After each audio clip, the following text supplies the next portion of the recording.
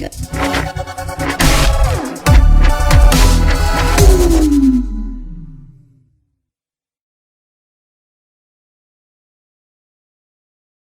everybody, it's Benny One, and I'm back at you with another Resident Evil movie review, and today we're moving on to Resident Evil Extinction, everybody. This one came out in 2007. It's the third movie, and it takes place, I think, a year and a half or 2 years after Resident Evil Apocalypse, everybody.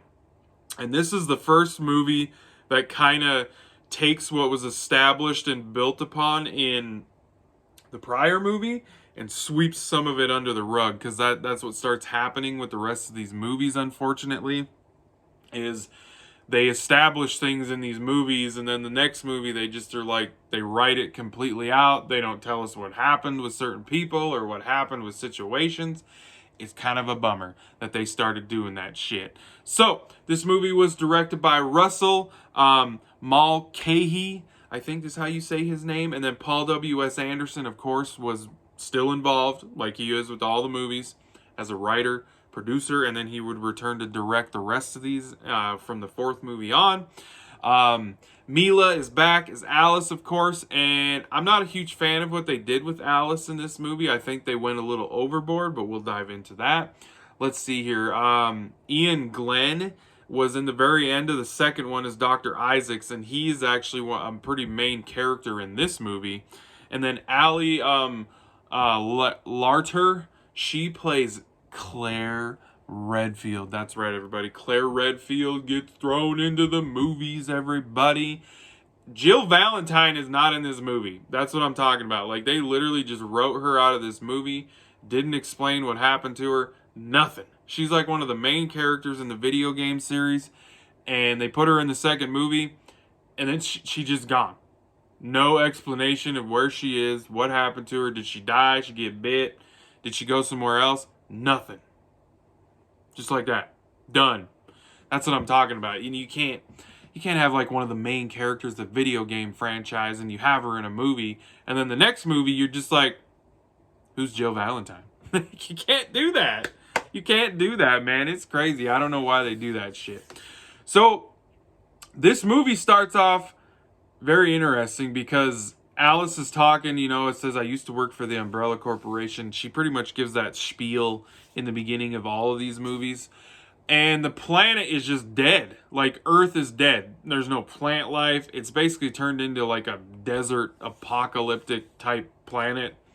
Like, it's just dead. And I don't remember the T-virus affecting plant life in the video games. I mean, it may have. I don't know. It's been a while since I've played some of them, but I don't remember it affecting that kind of stuff. I remember the animals could be affected if they got bit and shit, but like, I don't remember that happening, so I think that's kind of strange. So yeah, everything's dead. It's a desert. Like, the United States is all desert now. Like, it's crazy. Because they're in the Las Vegas area, so they're in the desert area anyway. So I thought that was kind of interesting.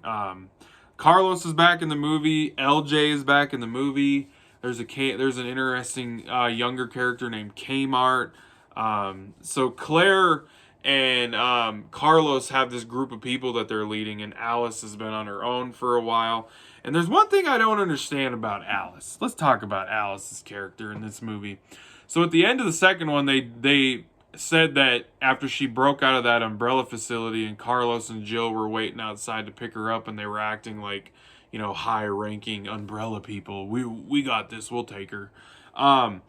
Dr. Isaac's like, well, the Alice Project has begun. Like, Project Alice has started. So they did some more experimenting on her and made her even more powerful than she was in the second one.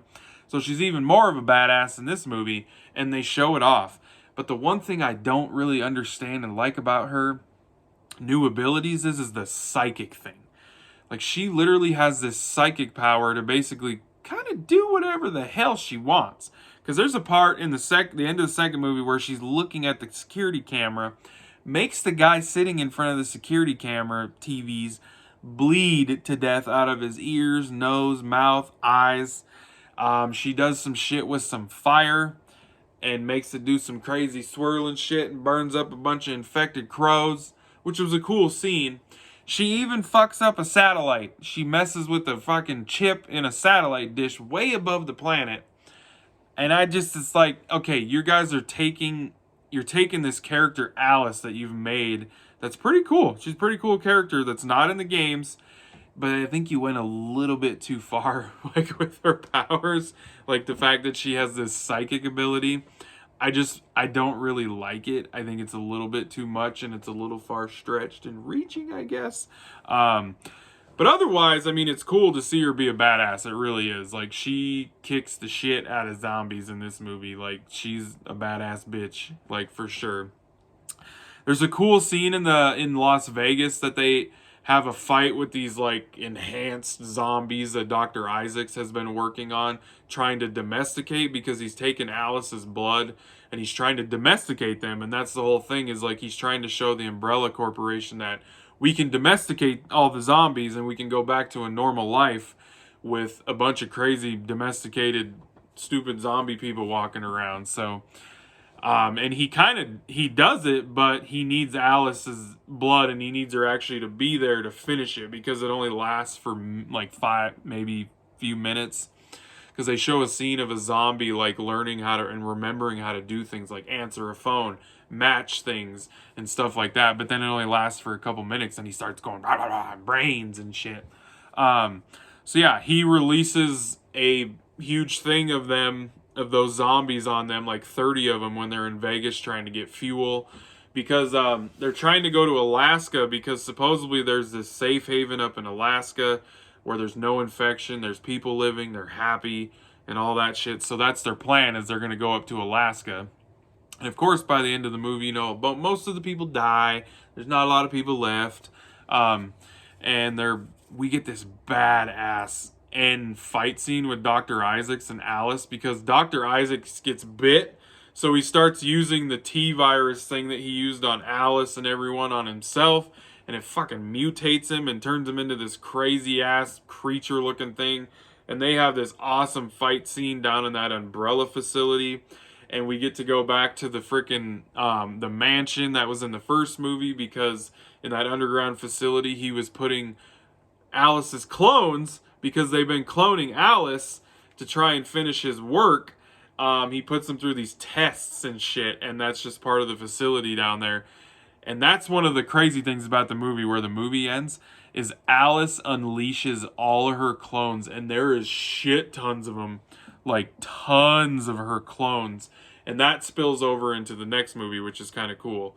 And we'll get into that in the next review. So overall, Resident Evil Extinction, it was okay for me. It's not one of my probably favorite ones, I guess. This time rewatching it, I didn't enjoy it as much as I guess I probably remembered enjoying it when I was younger, when it came out, because I was just fresh out of high school when this movie came out, like a year out of high school. So, but overall, it was okay, I guess. So I'm going to give Resident Evil Extinction, I think I'm going to give this one a 6 out of 10. The whole psychic thing with Alice, I wasn't a big fan of, to tell you the truth. I really wasn't. I don't know. So yeah, guys, a 6 out of 10 for Resident Evil Extinction, everybody. Hope you guys enjoyed that review. Thank you for watching. And I'll be catching you on the tube laters, because I have spoken.